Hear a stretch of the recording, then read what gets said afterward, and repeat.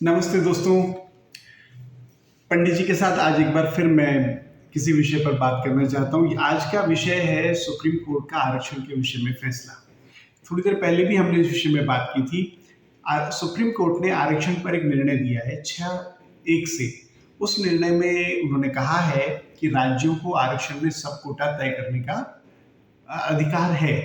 इसके क्या मायने हैं? इसका मायना ये है कि आप जो जैसे पिछड़ा वर्ग को एक कोटा मिला हुआ है, उनका आरक्षण है, तो उसके अंदर आप अन्य पिछड़े की पहचान कर सकते हैं, अति पिछड़े की पहचान कर सकते हैं और उन्हें अलग से आरक्षण दिया जा सकता है। दूसरा इसका ये मायना भी है कि आप उसमें क्रीमी लेयर का भी प्रावधान कर सकते हैं और उन्हें भी आरक्षण दे सकते हैं। पंडित जी, इसमें क्यों होता है कि जो अभी जो वर्ग हैं उनमें कई जातियों को किसी भी हाल में आरक्षण का लाभ नहीं मिल पाता है। तो जब ये इस तरह का कोई प्रोविजन होगा तो जो वाकई में अति पिछड़े हैं उन्हें फायदा होगा। दूसरा पंडित जी, इसमें क्रीमी लेयर की परिभाषा भी बहुत ही विवादास्पद है जी। उन्होंने कहा कि 8 लाख रुपया कमाने वाले जो परिवार हैं वो लोग क्रीमी लेयर के में माने जाते हैं, लेकिन जब वो गणना करने जाते हैं तो उनकी सैलरी उसमें नहीं जुड़ती।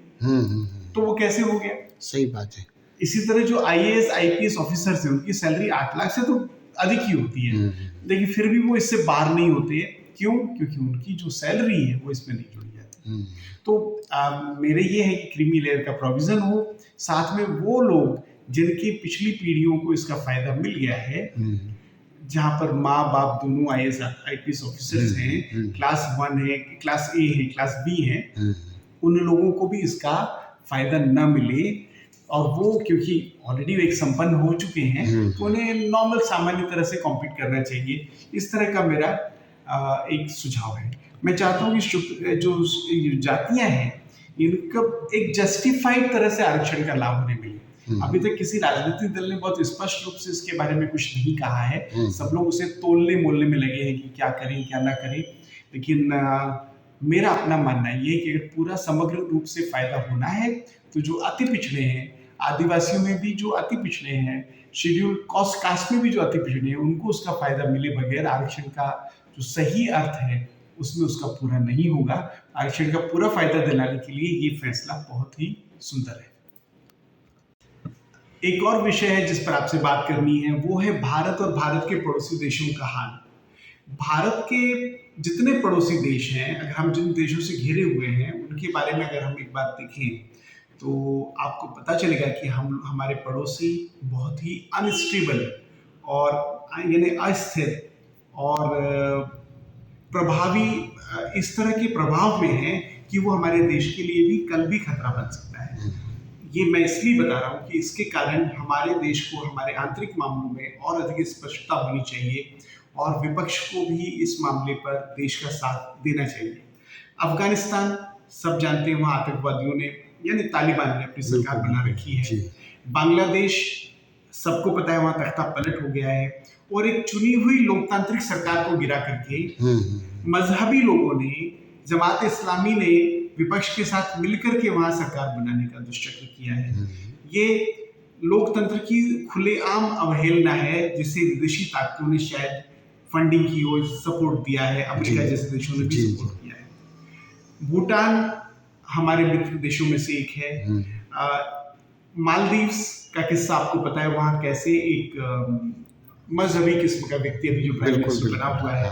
नेपाल की सरकार को हटा करके चीन की समर्थक सरकार वहाँ भी सत्ता में आ गई है। पाकिस्तान हमें पता है किस तरह आर्थिक समस्याओं से उलझ रहा है और वहाँ भी आतंकवादियों का जो हाल है वो सेना के साथ मिल करके, बल्कि वहाँ की तो सरकार ही सेना के भरोसे चलती है। सही बात है। इसी तरह श्रीलंका, वहां पर एक बार तख्ता पलट हो चुका है, हम देख चुके हैं वहां पर लोकतंत्र की हानि किस तरह हुई। तो हमारा जो आसपास के पड़ोसी हैं, जो हमारा क्षेत्र है, ये अभी बहुत ही अनस्टेबल है और इनके बीच में भारत एक शांति के द्वीप के रूप में है, लोकतंत्र के सर्वश्रेष्ठ आइलैंड के रूप में है और ये हमारे सौभाग्य है कि हम आज भारत में हैं, सुरक्षित हैं, लोकतंत्र को भी जीवित रखे हुए हैं और जनता को भी सुरक्षित रखे हुए हैं। We should celebrate this. इसको हमारे उत्सव का माहौल है और हमारे सारे नेताओं को, विपक्षी हो चाहे पक्ष के हो, साथ में आकर के इसे सेलिब्रेट करना चाहिए। 15 अगस्त बहुत नज़दीक है, बिल्कुल इससे अच्छा कोई दिन मिल नहीं सकता। तो बिल्कुल जी ओलंपिक में आपको पता है भारत की टीम गई हुई है और वहाँ पर हमें कुल जमा अभी तक 3 मेडल कांस्य मिले हैं बिल्कुल और बिल्कुल। मिलने की संभावना है। हम्म, लेकिन हमारी कुछ चुनौतियाँ जो थी वो बेकार हुई। एक बहुत बड़ी चुनौती थी विनेश फोगाट ने जो क्रिएट की थी, जी जो भारत को फ़ायदा मिलना था वो नहीं मिल पाया। वो एक दुख का कारण है, पर खेल में हार जीत लगी रहती है। सबको अपना अपना पक्ष, सबको अपना अपना श्रेष्ठ प्रदर्शन करना चाहिए बिल्कुल और जो मिले वो देश के लिए बहुत ही अच्छी बात है। पर यहाँ पर 2-3 चीज़ें उभर कर सामने आई हैं, वो है खेलों में राजनीति, जो जिससे बहुत ही दुख हो रहा है। विनेश फोगाट के साथ जो हुआ वो दुखद है, इसमें कोई शक नहीं, लेकिन उसमें कोई राजनीति तो नहीं है।